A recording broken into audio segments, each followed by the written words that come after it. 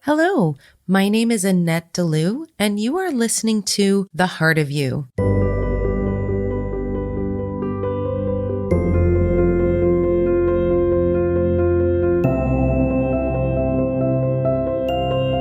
Hello, and welcome back to The Heart of You. This is episode 7, a 2-part series on past lives and the Akashic Records. Today, I'm going to be interviewing Ray. Ray has been a longtime client who has done incredible work within the Akashic Records. And I wanted you to hear his story firsthand about all of the work that he has done and how much delving into his past lives has helped him move forward with his spiritual awakening and his life growth. I would like to welcome you to the show. Hi, Ray. How are you? Hey, Annette. I'm doing well. How are you? I'm doing great. Good. So I wanted to ask you, what first brought you to the Akashic Records? Yeah, I can't pin down how I originally found out about them, but I think it was somewhere in the course of over a 7-year period that started back in about 2014 or so, trying to expand my spiritual horizons after being stuck in a very dogmatic, traditional, religious, environment for 25 years.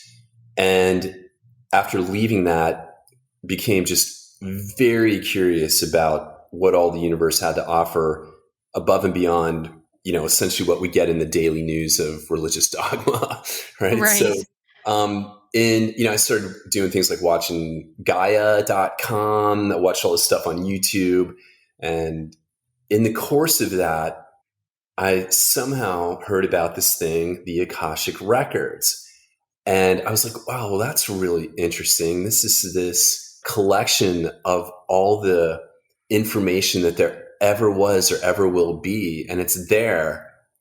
And if you know how to access it, you can really utilize that to help make sense of your life and hopefully make better decisions and see your life path and your destiny. And I would imagine anyone listening to this podcast has sat back at some point and gone, what is this all about? Things aren't quite working the way I want them to, daggone it, so I was like, oh, I think this is the same thing as like, in some ways, what would be called, like in Christianity, would be called like, the book of life, where everything's recorded.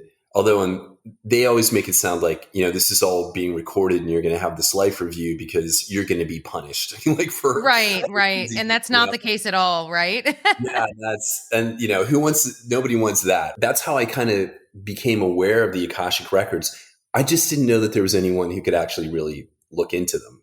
So yeah, that's how I became aware of it. Once you decided, okay, I'm going to contact somebody to get an Akashic record reading, what did you have in mind? Did you have any preconceived notions of what you wanted to accomplish, or did you really go into it with an open mind? How did you approach it? I don't know if desperation is the right word in that. And the way that I found out about you is because there's someone that I have a lot of esteem for, who I came about as I was going through this just incredibly difficult relationship situation. And I found one of her books on Audible on the subject, and I listened to it, and I was like, oh, wow, I want to find out more about her because this book is outstanding. But I found out that she does card readings for relational things. And I had just never done that before, right? And I was like, hey, I'm open to whatever change has to happen in my life. A lot of this stuff that is going on with the relationship is pointing me towards core things within myself that I want to identify and overcome. And so, over the course of maybe like 3 months, I would like do a card reading with her every month, just trying to check in. And the accuracy of that was insane. But one thing that came up, this card that kept coming up, was we're stuck in a cycle. And so like I don't know if it was the third time it came up, but she was like, Ray, you've gotten this before. And I'm like, yeah, I remember that one. And I'm like, does it mean we're stuck in like, what does that mean exactly? And she said, well, you're stuck in a karmic cycle. And that's part of what apparently the purpose of this, relationship is to overcome. And she said, you should talk to Annette, because Annette does Akashic readings. And if you can identify if there was some kind of a contract that needs to either be released or is expired, or you can, ask for assistance from your guides and your angels with, then, if this keeps coming up that you're stuck in a cycle, they're trying to get your attention that it needs to be broken. And I was like, oh, wow. And so I was like, well, how do I do that? So she gave me your contact information and I reached out to you and we booked time. And the interesting thing with it, Annette, was not only did we spend a lot of time going through some amazing past life stuff, that the nuances of multiple past lives, seeing how those issues were woven into the current situation was really amazing.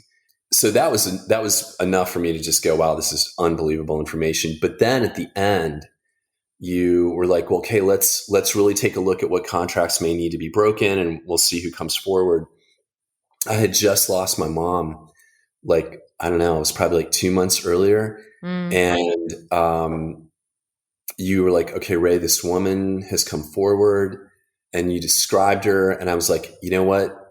I know it's my mom, even though what Annette is describing does not look like my mom. And then like 10 seconds later, you said something to the effect of, okay, she's saying that the way that she's presenting herself to me is not the way that she looked in real life.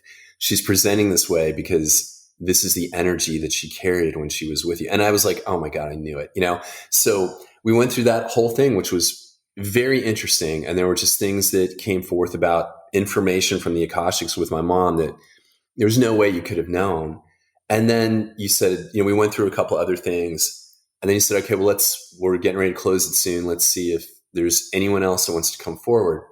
I'm in this, quasi hypnotic meditative state as we've been doing this. And I'm just thinking, my beloved dog, I had to euthanize back in September of last year. And I miss him so much. And apparently we've had multiple lives together. And I was like, would it even be possible that my dog showed up? And I was like, I don't know, So you paused for a little while and then you said, no, I don't think anyone else is coming. And I was like, then you go, wait, Ray, this is really strange because it's never happened before. Your dog is here. And I was just like, oh my gosh, and so it was such a, again, to me, it was like, okay, this isn't just a joke. Like because one of the things that you go through with this is this just imagination? Because you're dealing with an unreality compared to our day in, day out, hey, time to do the laundry, like, hey, I got to go to work, hey, got to get on a conference call. I mean, you're dealing with this very deep, esoteric stuff. And you're just like, is this real? Like, is this all real? And then when you describe, like, my dog he was huge, and he would put his hands on my shoulders. Like, he would jump up, and I would let him, of course. He never did it violently. But he would like to put his paws on my shoulders. And you were like, Ray, he's put his paws on your shoulders and you're going into all this. And I was just like about to burst out into tears. So, it was really an amazing experience. And yeah, I guess that's a long answer to your question in that. But yeah. And that was your first experience with the Akashic Records. And I just have to say that it is incredible that being that was your first experience, that you went into the session knowing that the work that you had to do was on yourself. Yeah. Because a lot of times when people go to, let's say, psychic readings or things like that, it's simply because they want to know, well, what is the other person doing? Or, are they going to change? Or, they're trying to find out information about things that are outside of themselves.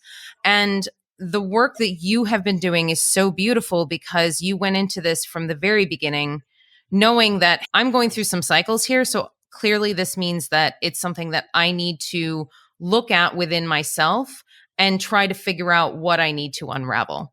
Totally. Yeah, that's really Yeah, and great. it's not, Annette, it's not that I didn't want to know the other things that you mentioned. Of course I did, Of but I course. knew to your point, it was like, because you can't take action for anyone else to really change unless they want to, right? But you have to change what you can within yourself. And that's hard, especially when the message coming from the guides is part of your lesson in this lifetime is patience and trust when you want things to resolve in a certain way very And quickly. right now, and right Right now. now. Exactly. Right now, dang it. So that was so that was hard. That's something you and I have talked about quite often, is talking about clearing cycles and doing the healing work and healing those patterns and all of that, and how a lot of times it takes multiple situations to finally clear those patterns. So you may go through a situation in a relationship, and then you might go through the same situation again in another relationship, but then maybe it's slightly different or a little bit less potent, let's say, a little less strong as a pattern or as a habit. And my question to you is, in regards to these cycles that you've been going through and the work that you've been doing, what cycles and patterns do you feel that you have been able to clear, and which cycles and patterns do you feel like are the ones you're still kind of fine tuning and working on? Wow. Well, I would say probably haven't 100% cleared any of them, but man, have gained massive ground on recognizing them. And I think that's a huge part of it, is when you recognize them, then you can take different action. So as far as my feelings go, I still feel similar feelings that I did before, but not to the depth that I did before. We started doing this work and some other techniques that I worked on, including, QHHT, the quantum healing hypnosis therapy, which is outstanding. Who a mutual friend of ours does, and she's awesome, right? Right, But and that's Angie D. Canales, who, if you have not listened to the previous episode that we did on mediumship, which is episode 5, please go back and listen to that episode, because the interview that I did with Angie is really, really life changing. yeah, that was great, and and being able to sit there, both from the information that came through the Akashics, it's like, wow, I can trace this back to the earliest memories that I have of these issues that really came around with relationship with my family of origin, and how that dysfunction aligned to the decisions that I've made over the course of my life. And so if you have that awareness, it's like, oh, there's a pattern here.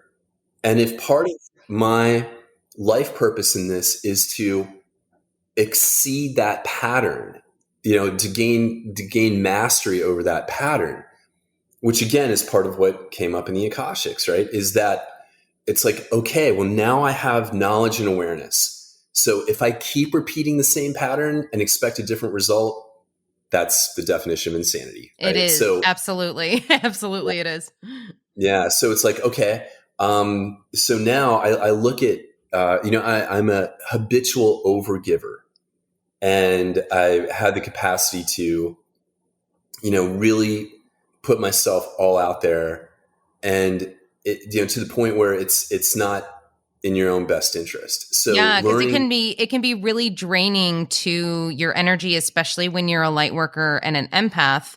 If you are constantly giving, then you're in that imbalance, and then that creates sort of those lower energies of resentment and anger and all of that. So yeah, absolutely. yeah. So I'd say that was the main one in that, like, just really trying to get to the point of, oh, I understand. I was set up for this model because of, honestly, the lack of emotional support within my family of origin. So that's kind of this whole, performance equals love. Always have to, go the extra mile to get the validation, that kind of thing, and just going, no, you know what?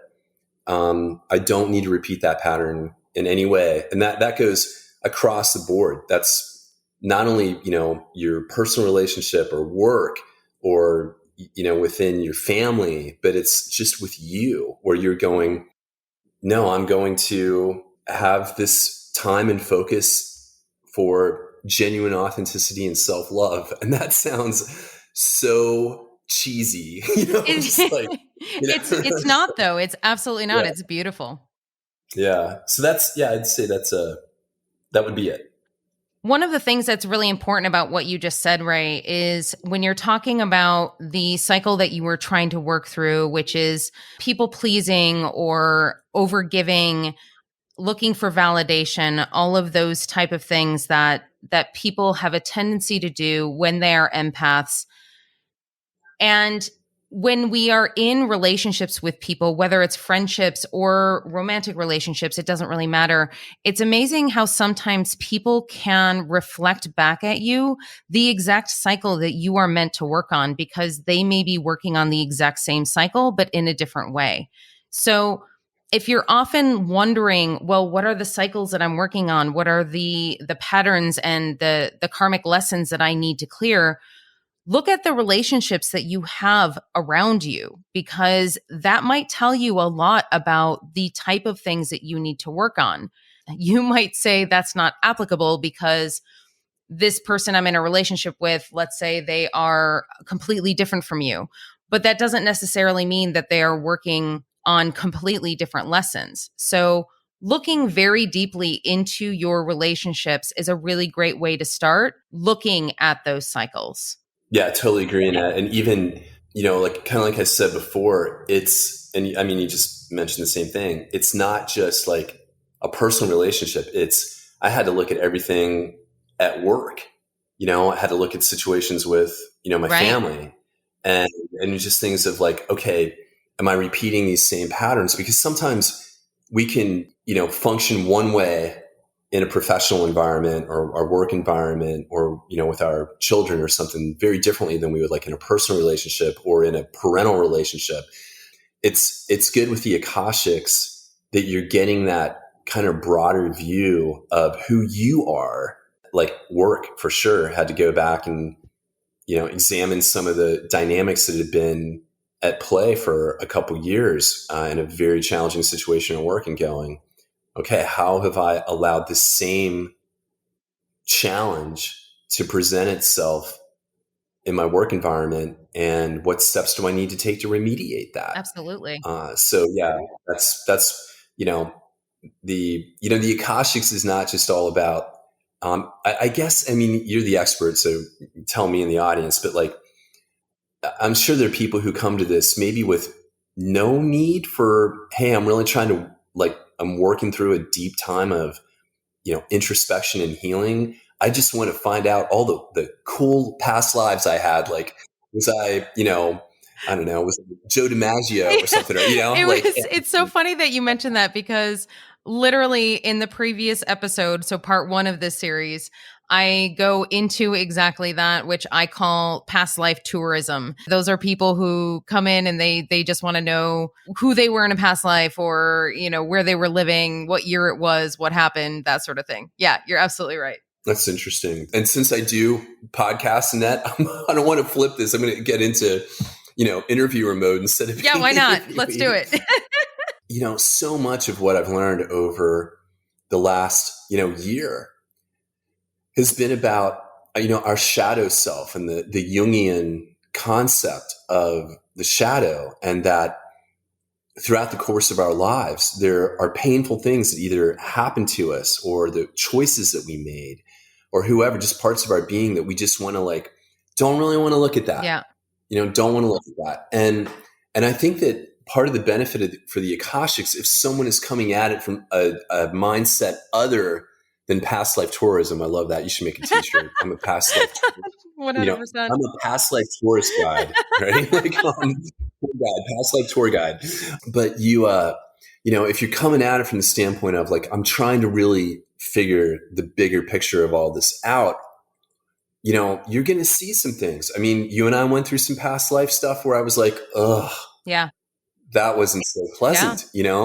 Then, and you're like, okay, well, is there still any residual karma from that? Or has that karma been burned off? Or what choices have I made? And you can see kind of as you go through the different lifetimes. And the other thing is, of course, time is only completely linear here in 3D land. Right. So stuff's kind of all going on simultaneously in some way outside of 3D time, Mm-hmm. right? But like, yeah, I mean, so what is your experience with that as far as how many people come to you from the heart and mindset of, hey, I'm willing to take the hard look because I want to grow and expand my consciousness and raise my vibration. And yeah. Believe it or not, I would say 99% of the people who come to me are looking for that exact work, which is pretty incredible. It's a pretty incredible percentage because of course you do have people who are wanting to know about certain relationships, or they're wanting to know about why somebody is in their lifetime currently. And so those types of questions are not necessarily digging deep into the heart of who you are. But ultimately, and this is why my Akashic guides and the angels are so beautiful and wonderful, is because whether you want to look at it or not, they're going to tell you. So even if somebody does come to me with some more general questions, we do dive pretty quickly into exactly what their guides want them to know. If somebody comes to me and literally just wants to know where they were and what time and what year, that's fine. But ultimately, the message they're going to get is, yeah, we can tell you that information, but we have all this other information over here that you need to know. It's always about the guides redirecting us. And so that's not me, that's me being the interpreter. And our guides basically saying, okay, no more screwing around. You're actually paying attention now. So let's get down to work. Yeah. Okay. Interesting. Yeah. Because I know, I know we talked about, like, I was like, hey, Annette, like, give it to me straight. Yeah. Like, because you can't, if you're not getting the hard information, you can't really change. Yeah. You've got to get the truth of it. And I think that's one thing about from the other side. I've never thought about this for a second until right now, but like, do you ever feel that there's any spiritual influence that is trying to mislead you about information, or do your guides and angels have it on lockdown and it's like, nope, like that's not going to happen to That's a really, really amazing question. I have not felt that I have been misled in order to lead me off my path. I will say, however, and maybe this is something we will discuss in future episodes on this podcast, but I have had my angels mislead me on purpose to have an outcome that I may not like, simply because they're like, yeah, we needed you to learn that lesson and we needed you to understand that by making that decision, that's what's going to happen. And you don't like that, so don't do that again. So, like, they will literally tell me that it is in my highest good to do a particular thing. And then when I go do it and I'm like, well, that sucked. And they're like, so you're going to do that again? So they will mislead me in that way. But I have not come across personally any sort of spiritual interference. Now, I know that it does exist. I know that people have experienced that in the past, but I personally have not come across anything like that. Okay. All right. Well, that's good. And that's interesting because that actually is a really beautiful segue to the next question, which is about doubts, right? And you and I have talked about this a little bit as well. And on the spiritual awakening path, we always come into that one point in time where you either have a crisis of faith or you have doubts about the information you're receiving, and you don't understand it because you're not seeing the big picture. Obviously, our angels and guides can see everything that's going to happen. So they're like, yeah, you're cool. And I'm like, hey, no, I'm not cool down here. Like, I'm not cool. Like, I'm actually stressing out. So you need to help me out here. So I wanted to ask you about any doubts that you have had about the information you received and any of the experiences that you've had. I have, and it's brave of you to say that, because it's one thing to be on have your own podcast and be like, hey, I do this amazing thing and it works 100% of the time. And I'm not saying it doesn't work 100% of the time, but regarding a situation that you and I dealt with not too long ago, it seems in the natural that situation has gone 180 degrees in the opposite direction. Right. And I'm like, I was sending you an email.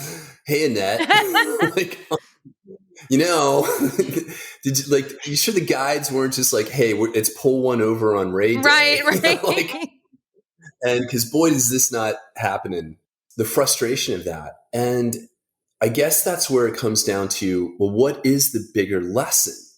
So part of my bigger lesson in all of this is, non-attachment and like the boundary setting and authenticity stuff I mentioned earlier. Like, okay, is it just deemed that, as we talked about, there are multiple potential timelines, and the timeline I would have preferred didn't manifest, a different timeline manifested. And that is where the doubts and the frustration come in. Because ultimately, on the other side of this, and I know we've joked around about this before, but we signed up for this. Yeah. And man, I'm going to go have a serious conversation with my higher self. Right. When I'm on the other side, like, what the freaking heck were you thinking, man? Yeah, exactly. Probably wrestle myself to the ground and, headlock and, like, damn it. Don't do this again. Yeah, never again, And so that, but the bigger, on the other side, they're much more concerned, I believe, about our development and our consciousness raising and our evolution than they are our comfort. 100%. Yeah. Our comfort is a very temporal, time-based thing. We don't like being out of comfort. Even I did endurance sports for 35 years. You're if you're running a marathon, you're not comfortable, but I don't think most people running a marathon aren't ever glad to stop, but you're still doing something that is an activity that you love. You just know there's a finish line. But with so much of this stuff, because future predictions are very, very cloudy. Oh, yeah. Right. And it's because we do still have free will, even if we manifested this in this incarnation. And it's like, here's what our purpose, and this is what we want to accomplish. We still have free will, and we can derail that. Those future timelines can be challenging. And to me, that's where the doubt comes in, because you're like, this hurts. This really, really hurts. Like, when is this going to be alleviated? And if the other side's like, part of your soul evolution is learning how it shouldn't hurt anymore, you're just going to stay in it until you can release the hurt. And it's like, well, isn't that fun? Yeah, exactly. Well, and that's the thing, is that, and it's such a hard thing too, because it's not that you need to deny your feelings, because if you're feeling hurt, you need to be able to express that. You need to be able to move through that feeling. The problem that we get into, especially when we're in that type of mentality, is if you are constantly going over the past over and over again about what didn't happen, or that something didn't go the way that you wanted it to, then you end up creating more suffering for yourself, right? So, that's the lesson that I think pretty much everybody needs to learn, which is that you create your own suffering by holding on to the past. And that is something that I did cover in a previous episode, which is kind of ironic given the fact that I delve into people's past lives, but yet I'm sitting here saying to people, well, you should live in the present moment, because it is true. Living in the present moment is the most peaceful thing you can do. Looking into your past lives can help you live more in the present moment by clearing those things that you have that are triggering you in your day-to-day life. And when you talk about the doubts that you've had, I'm 100% with you. We've had this conversation before, that I have had just as many doubts. I have had those moments in time where I'm like, okay, this is completely not real. I don't know what's going on. Within the next 3 or 4 days, I will get signs from the universe, like they're showing me neon lights essentially of signs telling me that yes, this is real. Yes, everything you're experiencing is on the right path and you're doing okay. And you were telling me that you get the same kind of confirmation. Is that correct? Yeah, it happened, over the last year, at least twice that I can point to, where through this journey of, dark night of the soul and ego death and everything, reaching a state of just desperation, Yeah. of just like, it's nothing is going as desired. And it's unbelievably frustrating. And it takes you to a place of just raw authenticity. And that we joked around about, yelling at our guides. Yeah. Like, Yeah, absolutely. where are you people? And You don't understand how hard it is down here. damn it. And same thing. Within 3 days of I had like 3 days recently of just an existential, I don't even know how to describe it, just given up trying in so many ways, because it seems nothing is going as desired. And, just the disappointment and the anger and the resentment and everything. And you're just like, this is just untenable. And then within like 3 days, ended up having that QHHT session with Angie, and the amount of overflow of like supernatural support, understanding, encouragement, and it's, to your point, like neon level, hey, thank you for getting to that point of authenticity, of being willing to be that vulnerable and letting go. And, because the more you do that, the less you're trying to, by force of will, manifest what you think you want in this world. Right. That gives us more that we can work with now. And, but God, getting there is hard. And in that, the other thing too is, there may be people listening to this going, why the hell would I ever want to go down this journey of deep, inner healing and inner work and stuff? It doesn't sound like it's a holiday in the sun. Right. Not at all. It's not. But I would think that if you asked me and I asked you, would give the same answer. Like, if you knew that it was going to hurt this bad, but the end result was going to be genuine, authentic consciousness raising, expansion, and growth, would you still do it? And I would be like, yeah, I would still do it. Every single time. Yeah. The number of times over the last year where I felt I can't take any more, like it has to change right now. And then it doesn't change. And you hit a new depth of disappointment, frustration, and then you're like, but on the healing on the other side of that, like, wow, if this situation had changed to what I would desire or think I desire any sooner, I wouldn't have had that healing, because I would have had the appeasement of, oh, this situation's better now. And so then you're grateful that it didn't work out yet, because you would have missed that healing. Yeah, absolutely. And that's the thing, is that the deeper that you are able to dive, the greater expansion you will have. And that is something that you can really only learn by experiencing it. I remember there was a time a couple of years ago where I was in a pretty deep, dark night. And similar to what you're talking about, I was like, I can't even function. I don't even know what's happening in my life. I don't even know what's going on. And I got to this depth that really showed me where I was and who I was.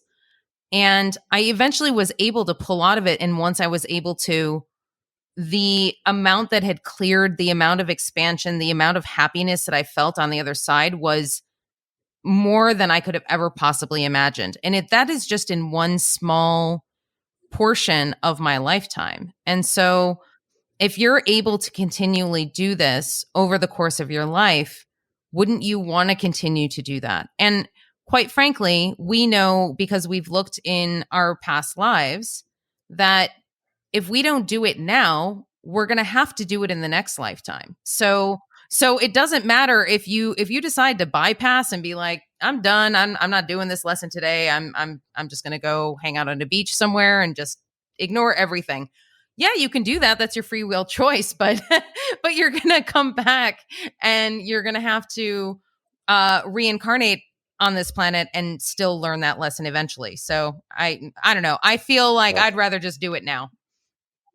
Heck yeah. I mean, seriously, even as you were just saying that, I'm just like, oh no, God, please, let's just get it over with now, yeah. And it's interesting too, because in going through the Akashics and looking at those past lives and just seeing how, one thing kind of layered on top of another. And in this lifetime, some ground was gained, but then boy, in this lifetime, not so much. And then, and it goes back to that thing about awareness. I mean, as far as I'm concerned, in that going through the Akashics, the same with like really super high quality astrology is it's providing you information to make different choices. So it's the same thing with this information from the Akashics and what you just described. It's just like, okay, well now I've got this information. I've recognized the pattern.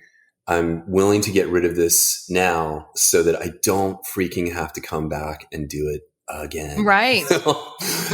Absolutely. And it's interesting because when you were talking about future timelines, that is something that always gets a little sticky. And like you were saying, as far as having to second guess yourself and second guess the information you're hearing and that sort of thing based on the fact that you thought a particular thing was going to happen.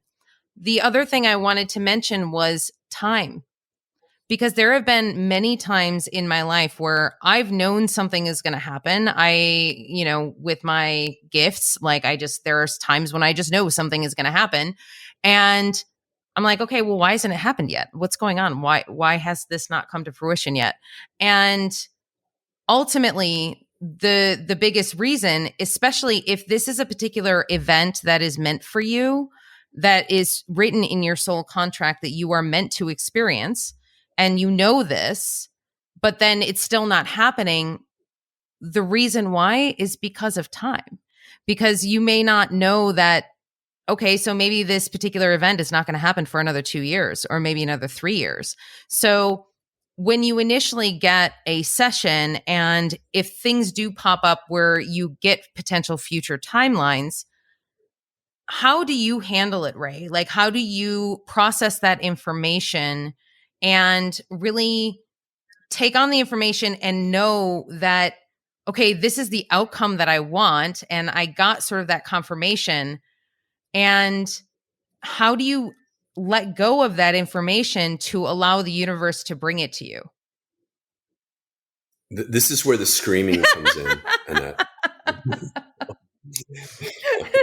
No, I mean, in all seriousness, I got to tell you, I don't know yet. I'm trying to work through. It's just a daily choice of like trying to not, put your attention there, because there's the axiom of, Eastern philosophy that where your attention goes, energy flows. 100%. And if you are putting too much attention on things not, happening in the time that you would prefer, you're just putting more energy into that. And it's the irony. Another thing that we've talked about just in our own, chats and that, like, you have to let go of the very thing that you're wanting to have. Right. And it's, it's the whole concept of, again, going back to a Zen axiom, like, if you want to hold water in your hand, you can't do it with a closed fist, right? You have to allow that openness.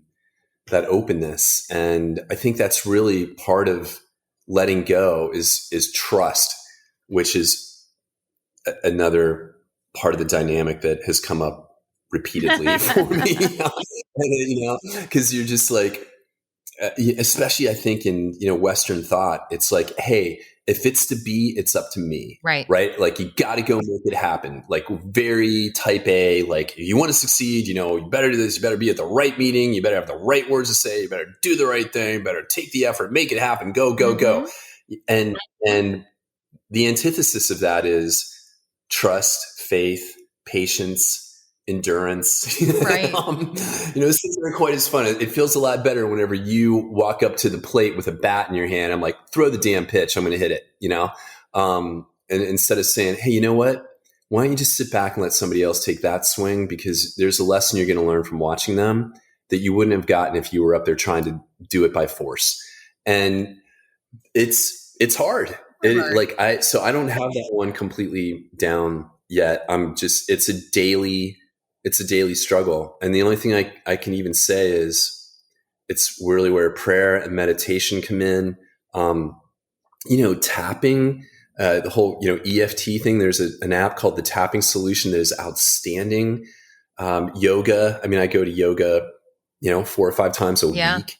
But I practice meditation a lot. And, all of these things build our internal self. And the stronger that we are in our internal self, the easier it is to deal with the rise and fall of the tide of these challenges that we're growing through. And but boy, do I wish maybe the next time.